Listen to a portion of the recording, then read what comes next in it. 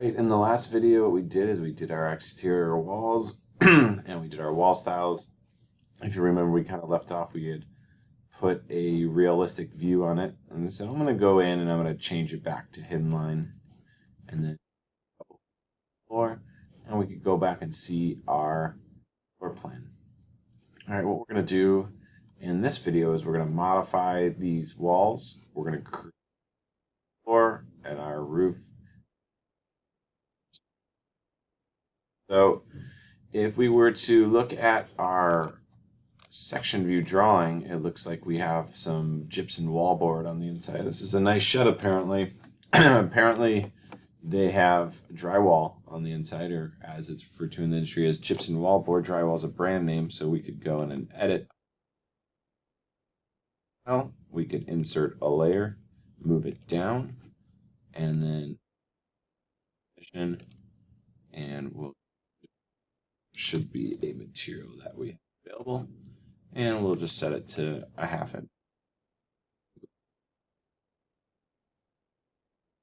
All styles correctly is now we just went in and we put our gypsum wallboard in. If your walls are looking a little thick, remember we could toggle the thickness up here. If you're not seeing your detail lines, we could, if it look like this, we could add our detail lines like that. We just added some gypsum wallboard on the inside. The other thing you'll notice on these plans is, this is a nice shed, and we have a interior wall going right here. And go in and create an interior wall really simple. So if we go to wall, we have our basic shed wall, and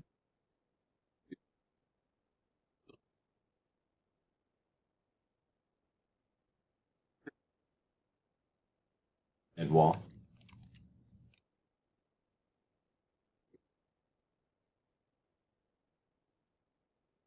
A straight layer, we're going to delete it because it's an interior. We're going to change the siding to gypsum wallboard because it would have board on each side.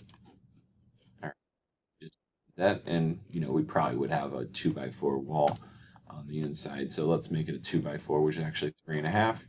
Okay, so we just made an interior shed wall style, and now if I wanted to go in and put this in, and according to our plans, 6'6" are kind of vague on the dimensioning, but we would have this exterior face in here, and temporary dimensions are kind of frustrating because what we're going to do is just drop it in there. If we were dimensioning this, we would have dimension go from the core to the middle of this wall because it's an interior wall. And of course, we'll fix this up.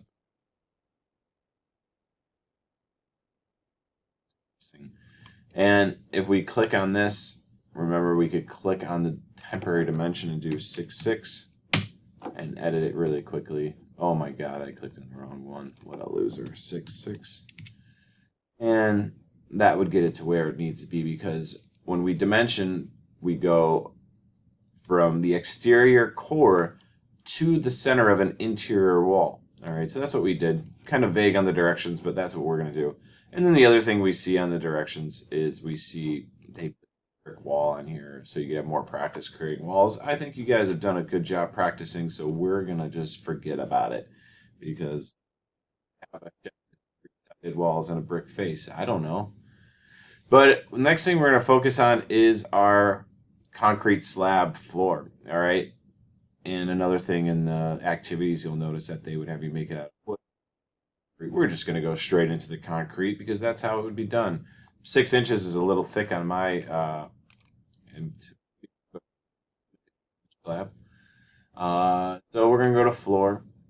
All right, we have this generic 12-inch floor that exists. Again, we're going to edit type. We're going to duplicate the properties. Let's call it shed floor. Even call it concrete.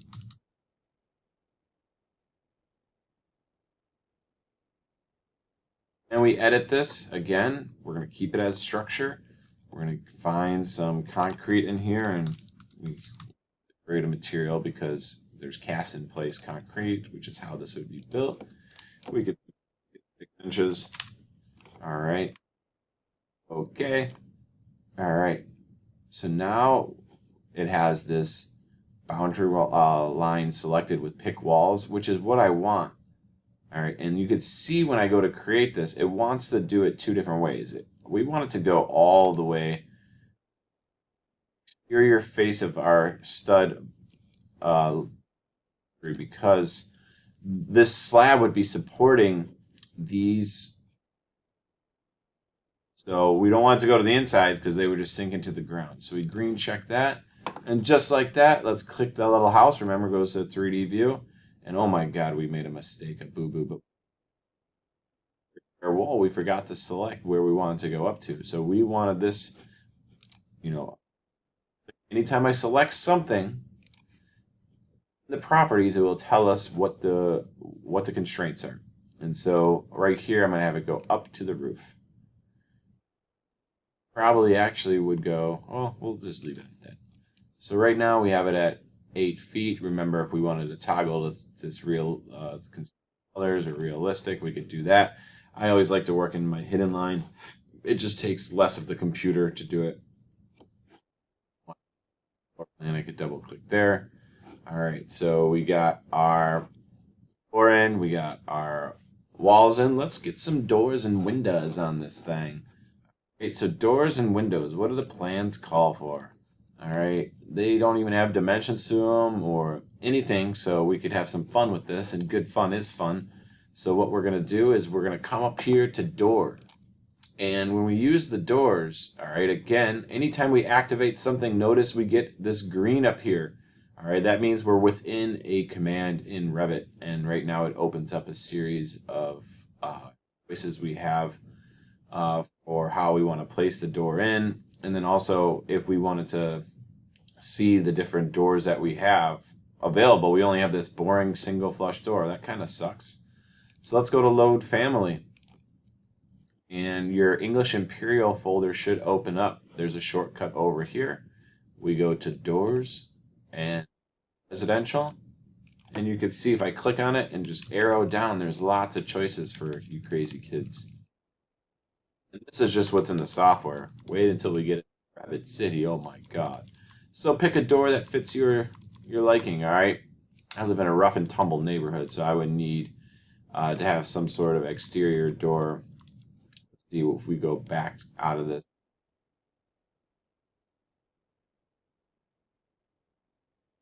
Boring doors. What's in the commercial?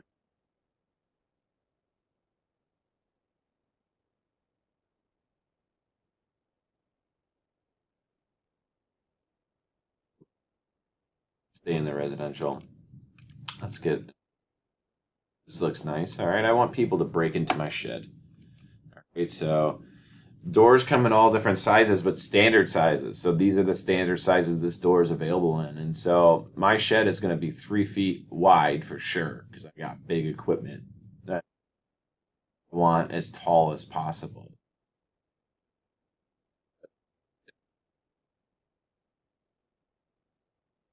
And when I go to put the door in, all right, you can control the swing angle, which way it wants to go. And we have some temporary dimensions you could kind of eyeball. So you could see I'm centering it. And we don't have to be too concerned when we do the door when we make it, because when I click on it, I could change the swing angle rather easy. So let's refer to our plans and be good people. All right, the door opens into the building, which makes sense. So I got there. All right, we could also put a door going into this mystery room back here. All right, door. I wouldn't have a glass door in there. Who knows what's going on in that mystery room? So let's put and let's find something that is good. I don't want to get too fancy with the shed, so I'm just going to do a 2-panel. Let's do a 1-panel. You could do what you like. So this door again, I'm going to make it so that it's big in case I have some, weird parties back there, and I need a nice big door for the party supplies to get back there. So they had an 8-foot one for these ones. Let's keep our door head heights the same though, so our framers like us. Center it with, let's say I want to center it. I click on the door. These are my temporary dimensions. I click the little dimension tool, and then now what I could do, when I click on the dimension, see this little EQ? I click it, and it'll make the dimensions equal. I could even then dimensions lock them, and then it's going to keep the constraints in place. Thank you. That's nice. So now that door ain't going anywhere. It's centered. All right. Hell yeah. Next thing we're going to do is we're going to go and we're going to look at our windows. So we got 4 windows up on this thing. We do. All right. So let's get some windows. Same thing with the windows. I could just put some basic fixed windows. If you guys wanted a fancy shed, you could back out of the door folder. You could go down to windows, and if you want a nice double hung, nice windows. There's casement windows. We're going to talk all about these double hung windows. Now I'm just going to keep the standard one in there because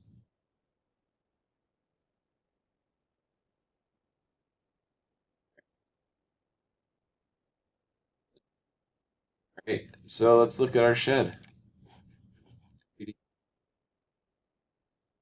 We'll click your mouse wheel, zooms, extends. I could zoom in. Remember, where you aim your mouse is where the computer zooms in. Here, and we could get missing one thing, a roof. So let's do that. So we got a roof on here, and it's just a classic gable roof, and roofs have pitches. All right, so remember we got a 12-9 roof. All right, we also have 2x8 construction. It tells us up here. So let's get this roof going. So let's go to the roof level, and we roof. Or I'm sorry, the underlayment of the shed.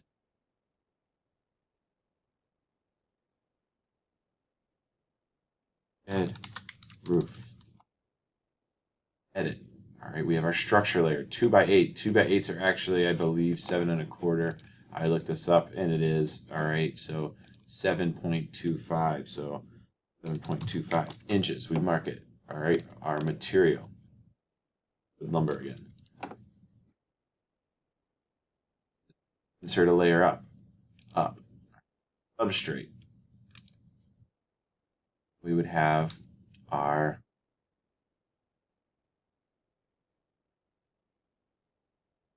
calling for? How thick of a plywood are they calling for on the plans? What did our team come up with for our inch plywood? All right, and then we got asphalt shingles. So let's do inch. Our finish.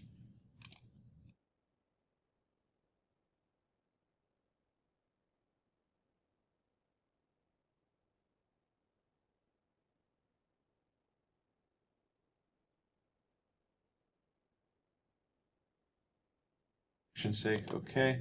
Okay. All right. So now what we're going to do is we're going to create our walls. We're going to go around. All right. Except that we want an overhang on these walls. All right. Tell us our roof overhang. They don't. So let's delete this. So when we create our roof, we're going to do a 1-foot overhang. And that will automatically generate these put off. Notice too that it has a pitch of 912, so we don't need to change anything. If we wanted to change this, we could change our pitch. We hit the, oh my God, that's a hip roof. That's not what we want. So let's click on our roof. Let's edit the footprint. Let's go back to the roof view. So what we need to do is take off both of the slopes on these sides. So I hold Control, and we come up here, we take the slope off. If it has no slope, what does it have? Let's look and see. It has, oh, what we have is a problem because all of don't go up to our roof. So let's click on one. Let's right click. Let's select all instances in entire project. Wow. And let's attach them to the roof. Orientate our house. Shed completed. We're ready to